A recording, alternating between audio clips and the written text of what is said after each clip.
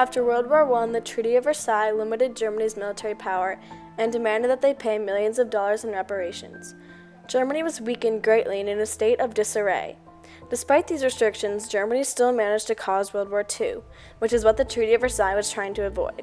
Seeing that their first attempt was not able to control Germany, Britain, France, the United States, and the Soviet Union needed to come up with a way to prevent any future violence after the Second World War. They also needed to end Nazi power in Hitler's regime, as they were killing millions. The leaders of the main powers met 3 times to work out a compromise on how to divide up Germany. World War II resulted in Germany's unconditional surrender, in which the main powers were able to control and split the country however they saw fit, without any consent or input. The US, France, and Britain, who were called the Allies, and the Soviet Union, split the destroyed Germany between them to eradicate Nazi power at the end of the war. The capital of the country, Berlin, was in the Soviet territory, so it was split up between the 4. The Soviet Union controlled East Berlin, and the Allies controlled West. The capitalist Allies wanted to make sure that the Soviet communist policies did not get out of control, and dividing the capital seemed to be a good solution in keeping Stalin's power in check. Attempting to solve this conflict of the division of Germany and Berlin led to the initial compromise of where to split the country. But this compromise led to many conflicts, such as border crossing disputes, opposing political policies and economic policies, and tension between the Allies and the Soviet Union, and eventually led to the construction of the Berlin Wall.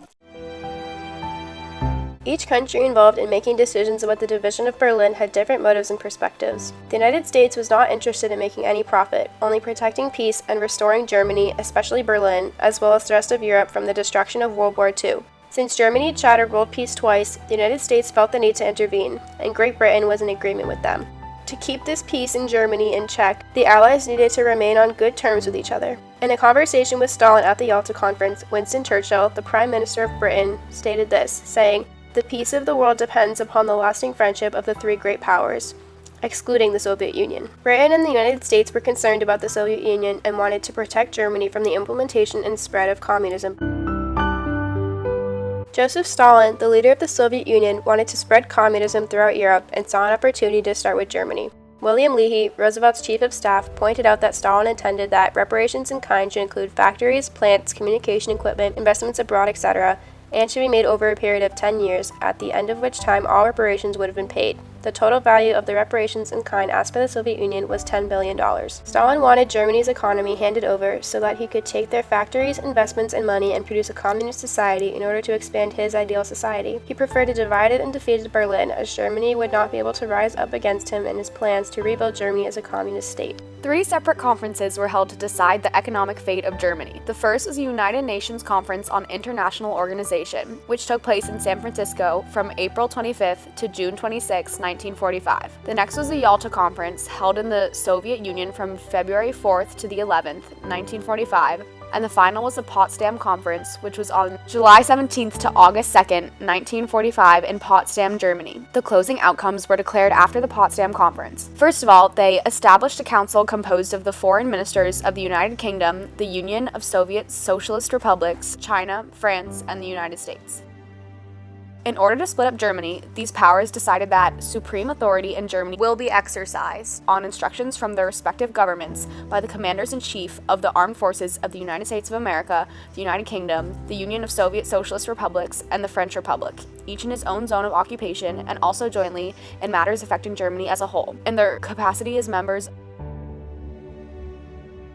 So far as is practicable, there shall be uniformity of treatment of the German population throughout Germany. Additionally, they stripped Germany of any leftover Nazi influence that could disrupt peace by declaring that all Nazi laws which provided the basis of the Hitler regime or established discriminations on grounds of race, creed, or political opinion shall be abolished. These agreements condemned Nazi rule. In 1948, the Allies joined their territories in the West to form a single economic zone. In addition to this change, the Marshall Plan was introduced by Harry Truman's Secretary of State, George Marshall, and was announced before a joint session of Congress on March 12, 1947. The Marshall Plan was created to provide financial aid from America to Germany in order to improve the European economy. Its other intention was to control Germany under capitalist rule and prevent the Soviets from spreading communism. George Marshall stated that the purpose of the Marshall Plan was against hunger, poverty, desperation, and chaos.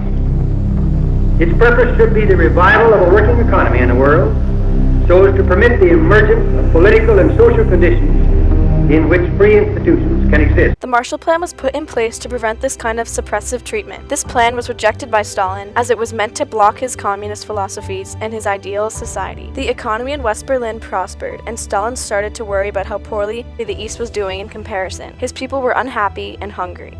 In the midst of this political and economic struggle, the splitting of Berlin cast the first stone in the Cold War between the United States and the Soviets. As the war was cold, no physical combat actually took place, only threats of nuclear power. Both countries had atomic power and, along with the rest of the world, were terrified of the possibility of a nuclear strike that would result in mutual destruction. Instead of fighting, these two countries spent the next 45 years trying to one-up each other by trying to beat each other in public national accomplishments like the space race and the 1980s Olympics.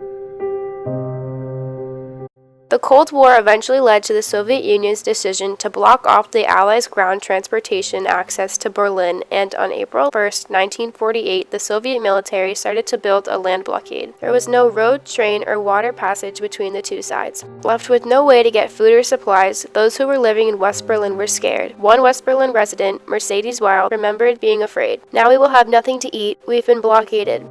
To overcome this, the United States created an airlift to fly in resources over the blockade. This was possible because the Allies had come to an agreement with the Soviets to reserve 3 air corridors where planes were allowed to fly in and out of Berlin. The US only used cargo planes with no room for weapons, therefore they weren't seen as a threat to the Soviets and wouldn't be attacked. Each day, 80 tons of food were flown over. Food, gasoline, and coal were all necessities. The planes were on a very tight schedule, with one landing every 4 minutes. Soon, as much as 4,000 tons of supplies were being brought over every day. Over the course of 10 months, the Allies fed and supplied over 2.5 million people. The Soviets realized that the land blockade wasn't preventing their citizens from wanting to go to the east side, so the blockade was lifted on May 12, 1949. The difference in treatment of East and West Berlin was immense. Manny Reyes contrasts the two from when he visited Berlin at age 28 just after the wall was torn down. "My first impression of West Berlin was that it wanted to be everything that East Berlin was not. It was decadent and unapologetically capitalist. East Berlin, on the other hand, still had buildings that had bullet holes from the Second World War.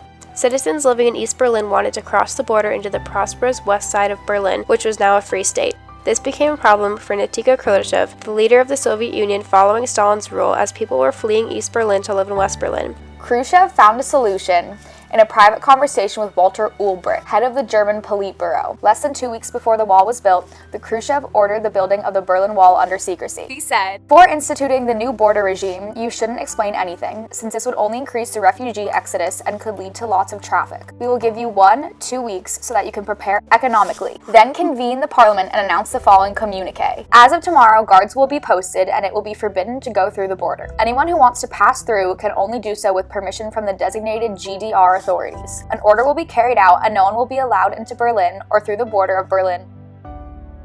This wall, intentionally put up to trap citizens in, caused citywide tragedy, as loved ones were separated, and those who happened to be in East Berlin at the time became prisoners." Sigrid Paul, a woman who had just given birth to a baby boy with a life-threatening illness as the wall was going up, remembers the feeling of despair after having to give up her son so that he could get medical treatment in the West, as she was forced to stay in the East. She refers to the border regulations as trench warfare, as when she asked if she could go get her son's medicine and food from the West, she was told by the health ministry, "Our food is good enough." Paul's story is just one example of how the wall was purposefully meant to promote the false idea that East Berlin was just as good as West Berlin, despite the differences. Instead of dividing, the United States wanted Germany to unite into one country. In opposition to Khrushchev, John F. Kennedy, representing the Allies on the west side of Berlin, stated in a television report, "Today, the endangered frontier of freedom runs through divided Berlin. We want it to remain a frontier of peace. This is the hope of every citizen of the Atlantic community, every citizen of Eastern Europe, and, I'm confident, every citizen of the Soviet Union." Kennedy addresses that despite the conflicting powers, all citizens want to obtain freedom and peace. Based on the staggering differences in the conflicting opinions of the east and west sides of Berlin, the wall that was built was doomed to fail. Overall, the initial compromise of dividing Berlin led to the conflicts over border crossings, the economy, and political views. The compromise did not work in the way the Allies or Soviet intended, and because of this, the next 20 years were filled with tension.